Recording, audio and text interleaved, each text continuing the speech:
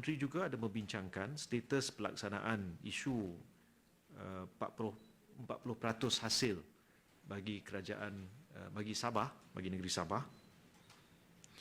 Dan saya juga telah mendapatkan pengesahan daripada Ketua Setiausaha Perbendaharaan mengenai jumlah mesyuarat yang telah diadakan dalam tempoh 90 hari, yang mana 90 hari daripada keputusan Mahkamah Tinggi Kota Kinabalu itu berakhir pada hari ini. Dan dalam tindakan adalah mesyuarat kedua yang akan diadakan pada bulan ini, maksudnya dalam 1-2 minggu ke depan ini, antara Ketua Setiausaha Perbendaharaan dan juga Setiausaha Kerajaan Negeri Sabah sebagai lanjutan kepada perbincangan awal yang telah diadakan pada November yang lalu.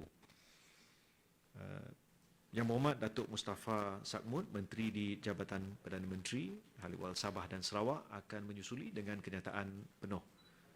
Jadi ini ada beberapa perkara. Cuma dalam isu ini, Jemaah Menteri telah diingatkan bahawa dalam tempoh 90 hari yang pertama, proses itu mesti dimulakan dan akhirnya dalam tempoh 180 hari, pembayaran, mekanisme dan beberapa perincian lain itu mesti dimuktamadkan, dipersetujui antara kerajaan negeri dan kerajaan persekutuan.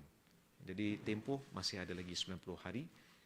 Tapi komitmen yang Amat Berhormat Perdana Menteri adalah untuk melunaskan perjanjian yang telah dibuat oleh bapa-bapa Malaysia termasuk dalam perkara MA 63 berkaitan 40% bagi negeri Sabah.